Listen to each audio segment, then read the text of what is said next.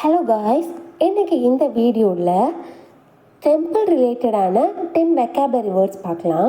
வீடியோக்குள்ளே போகிறதுக்கு முன்னாடி மறக்காமல் நம்ம இங்கிலீஷ் டுடே சேனலை சப்ஸ்கிரைப் பண்ணிவிட்டு பக்கத்தில் இருக்க பெல் ஐக்கானை கிளிக் பண்ணிடுங்க. வீடியோக்கு ஒரு லைக் கொடுத்துருங்க. கோயிலை நம்ம டெம்பிள்னு சொல்லுவோம். அதுக்கு இன்னொரு வேர்டு என்ன தெரியுமா? ஷ்ரைன் அப்படின்னு சொல்லலாம். ஷ்ரைன் அப்படின்னா கோயில் சந்நிதி அப்படின்னு அர்த்தம். கோவில்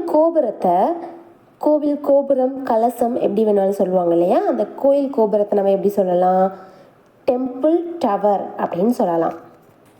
நம்ம ஏதாச்சும் ஒரு வேண்டுதல் வச்சு அது நிறைவேறதுக்கு அப்புறம் நேர்த்திக்கடன் செலுத்துவோம் இல்லையா? அதாவது நேர்த்திக்கடன் சொல்லுவாங்க, காணிக்கைன்னு சொல்லுவாங்க, வேண்டுதல்னு சொல்லுவாங்க. அதை எப்படி இங்கிலீஷில் சொல்லலாம்? ஆஃபர் ட்ரீ அப்படின்னு சொல்லலாம். கோயிலில் ஏதாச்சும் விசேஷமான நாளில் சாமிக்கு பூஜை பண்ணுறதுக்கு முன்னாடி அபிஷேகம் பண்ணுவாங்க இல்லையா? அதை நம்ம எப்படி இங்கிலீஷில் சொல்லலாம்? அனாயிண்ட் அப்படின்னு சொல்லலாம். கோயிலுக்கு போனால் மெயினாக அங்கே பார்க்க வேண்டியது சாமி சிலை. அதை தான் நல்லா கண்குளிர பார்க்கணுன்ட்டு ரொம்ப நேரம் பார்த்துட்ருப்போம். அந்த சாமி சிலையை நம்ம எப்படி இங்கிலீஷில் சொல்லலாம் அப்படின்னா ஐடோல் அப்படின்னு சொல்லலாம். இந்த மாதிரி டெய்லி யூஸ் சென்டென்சஸ் நீங்கள் கற்றுக்கணும் அப்படின்னா நான் மேலே ஐகானில் வீடியோட லிங்க் தரேன், வேணுங்கிறவங்க போய் பார்த்து தெரிஞ்சுக்கோங்க.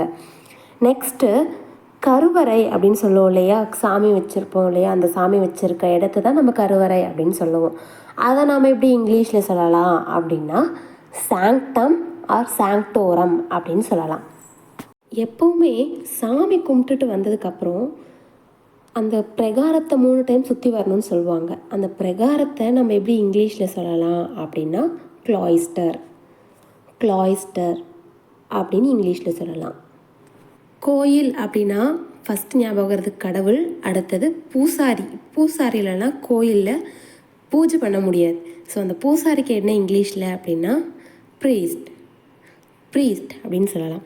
அடுத்து தெய்வம் அப்படிங்கிறதுக்கு காடுன்னு சொல்லுவோம். இதுவே இன்னொரு வேர்டு என்ன அப்படின்னா டெய்டி அப்படின்னு சொல்லலாம். இதுவே ஃபேமிலிக்குன்ட்டு ஒரு குலதெய்வம்னு ஒன்று இருக்கும் இல்லையா? எல்லா ஃபேமிலிஸ்க்குமே அவங்க குலதெய்வம்னு ஒன்று இருக்கும். அந்த குலதெய்வம் அப்படிங்கிறத எப்படி இங்கிலீஷில் சொல்லலாம் அப்படின்னா ஃபேமிலி டெய்டி அப்படின்னு சொல்லலாம். தேங்க்ஸ் ஃபார் வாட்சிங் திஸ் வீடியோ. அண்ட் இந்த மாதிரி நிறைய வீடியோஸ் நான் ஆல்ரெடி முன்னாடி போட்டிருக்கேன். அந்த வீடியோஸோட லிங்க் நான் இங்கே தரேன். வேணுங்கிறவங்க செக் பண்ணி பார்த்து உங்களோட இங்கிலீஷ் ஸ்கில்ஸை டெவலப் பண்ணிக்கோங்க. பாய்.